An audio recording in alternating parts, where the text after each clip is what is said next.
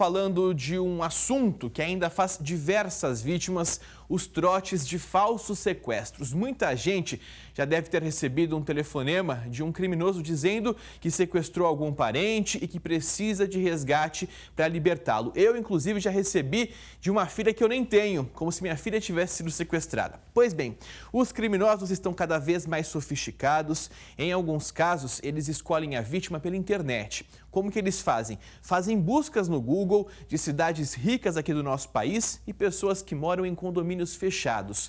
Em Presidente Prudente, a polícia descobriu que a cidade também estava na mira dos falsos sequestradores.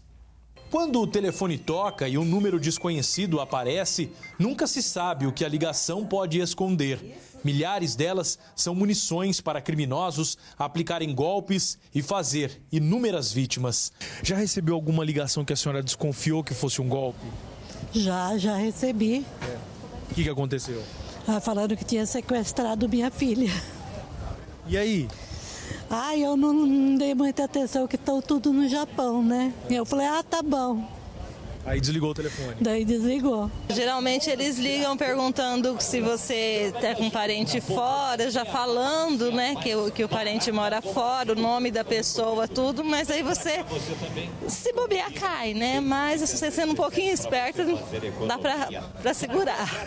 A polícia de Prudente descobriu que a cidade era alvo de bandidos que praticavam o falso sequestro. O desaparecimento de um idoso, vítima do golpe, foi o ponto de partida para as investigações. O homem de 87 anos recebeu a ligação dizendo que a filha havia sido sequestrada. Pelo telefone, o bandido exigiu que o idoso ficasse em um hotel e comprasse um celular. Só podia sair para ir ao banco. Foram R$300 mil depositados para a quadrilha. Eu estive lá no momento, a reação era como se uma pessoa estivesse em cativeiro mesmo, de maneira muito emotiva, abalada, debilitada. Nós resgatamos essa pessoa à realidade e demonstramos que ela estava caindo um golpe bem verdade, violento, cheio de ameaça, para que ela pudesse entender e compartilhar com a polícia os dados. E a partir daí, com o registro e com as informações que nós recebemos de contas bancárias e linhas telefônicas, nós passamos a investigar. As ligações partiram de uma penitenciária no Rio de Janeiro. Em 7 meses de investigação, a quadrilha fez mais de 10 mil chamadas para 16 estados brasileiros, a maioria para o estado de São Paulo. Com a autorização da Justiça, a polícia passou a monitorar os telefonemas.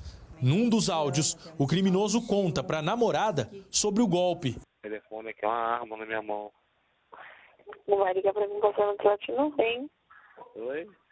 Vai ligar pra mim falando que você quer alguém da minha família. Tá maluca, cara? Eu já tô te falando pra tu se ligar, você não cair nesse golpe. O preso ainda diz imitar mulheres e crianças para simular o falso sequestro. Mãe, fui assaltada aqui, tem 2 bandidos armados, me tira daqui, pelo amor de Deus. Oi, mãe. Oi? Assalto. Eu acabei de ser assaltada. As investigações revelaram que o esquema do falso sequestro foi ficando cada vez mais sofisticado à medida em que o lucro aumentava. Os criminosos não ligavam aleatoriamente para qualquer pessoa. Eles escolhiam as vítimas pela internet. De acordo com a polícia, a quadrilha pesquisava no Google as cidades mais ricas do Brasil e procuravam moradores de condomínios de luxo. Em uma das ligações, o criminoso fala que ganhou mais de R$4 mil e zomba das vítimas quando diz que costumava fazer as ligações de madrugada. Pegar os outros desse jeito aí, chorando, é só de madrugada, tonto, dormindo, pô. Outra vítima foi um juiz do interior paulista. Segundo a polícia, ele só não perdeu R$150 mil porque o banco bloqueou as tentativas de transferência. Em depoimento, o magistrado afirmou que não desconfiou do golpe justamente porque atendeu ao telefonema de madrugada. 13 pessoas tiveram a prisão decretada pela justiça, todas suspeitas de envolvimento com o esquema. O telefone aqui é uma arma na minha mão. Não hesitem quando eles exigirem para não desligar o telefone, para bloquear outra linha, desligue o telefone, daí entre em contato com esses entes, essas pessoas citadas, mesmo que você tenha a certeza de ter ouvido a voz dessa pessoa ao fundo, não tenham medo, desligue o telefone e entre em contato.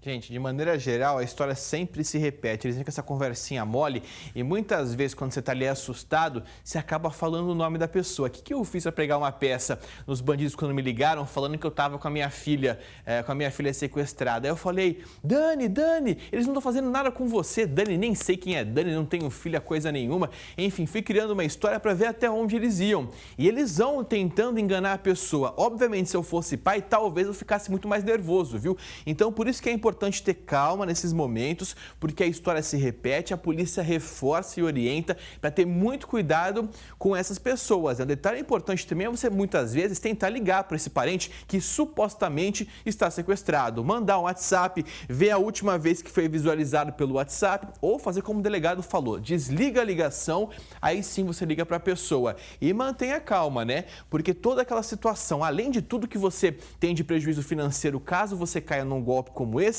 tem a questão emocional também, que você fica muito abalado depois por conta de todo esse prejuízo. Por isso que é importantíssimo ficar sempre atento, porque a bandidagem, meu amigo, está cada vez mais aí esperta, cada vez mais especializada, justamente para fazer vítimas. Então fica o alerta aí para todos vocês.